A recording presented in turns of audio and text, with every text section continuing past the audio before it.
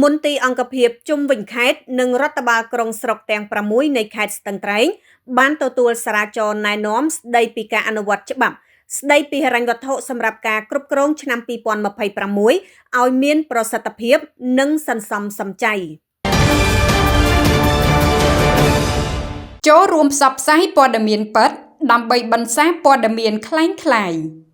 មន្ទីរសេដ្ឋកិច្ចនិងហិរញ្ញវត្ថុខេត្តស្ទឹងត្រែងបានរៀបចំកិច្ចប្រជុំផ្សព្វផ្សាយសារាចរណ៍ណែនាំស្ដីពីការអនុវត្តច្បាប់ស្ដីពីហិរញ្ញវត្ថុសម្រាប់ការគ្រប់គ្រងឆ្នាំ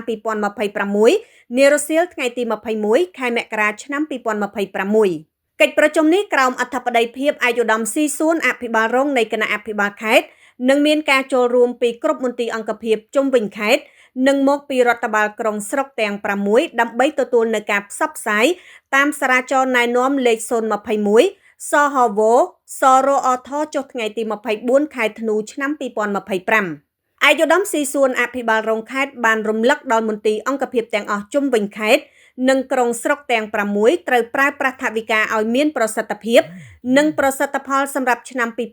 2026ជាពិសេសគឺត្រូវចេះសន្សំសំចៃពីព្រោះថវិកាឆ្នាំ2026ត្រូវបានកិត្តគូរនិងរៀបចំឡើងដោយប្រកាន់យកនៅជំហរគោលនយោបាយពង្រឹងសក្តិភាពនិងកំណើនក្នុងគោលដៅដោះស្រាយឲ្យបានជាសារវ័ននៅសេចក្តីត្រូវការនិងការឆ្លើយតបទៅនឹងអត្ថប្រយោជន៍គោលនយោបាយធំរបស់រាជរដ្ឋាភិបាលក្រសួងសេដ្ឋកិច្ចនិងហិរញ្ញវត្ថុបានឲ្យដឹងថាច្បាប់ស្ដីពីហិរញ្ញវត្ថុសម្រាប់ការគ្រប់គ្រងឆ្នាំ2026មានគោលដៅពង្រឹងសមត្ថភាពការពារអធិបតេយ្យជាតិនិងបូរណភាពទឹកដីនិងបន្តគាំទ្រការអនុវត្តកម្មវិធីនយោបាយរបស់រាជរដ្ឋាភិបាលជាពិសេសការអនុវត្តអត្ថប្រយោជន៍គោលនយោបាយសំខាន់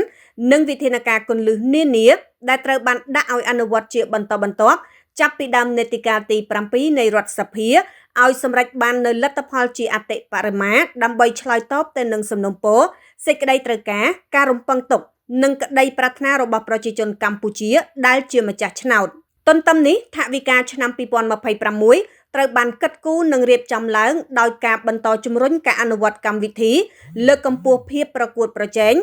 បង្កើនពិពិធកម្មនិងពង្រឹងភាពធន់ដើម្បីកំណើនសេដ្ឋកិច្ចក្នុងបរិយាកាសសកលដែលមានភាពមិនប្រកបប្រជាខ្ពស់ការទ្រទ្រង់និរន្តរភាពនៃកិច្ចប្រតិបត្តិការរបស់ស្ថាប័នរដ្ឋព្រមទាំងជំរុញការអនុវត្តអត្ថប្រយោជន៍គោលនយោបាយសំខាន់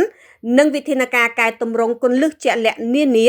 ដែលត្រូវបន្តអនុវត្តក្នុងឆ្នាំ2026ជាពិសេសការបន្តជំរុញការអនុវត្តកម្មវិធីគោលនយោបាយអត្ថប្រយោជន៍ទាំង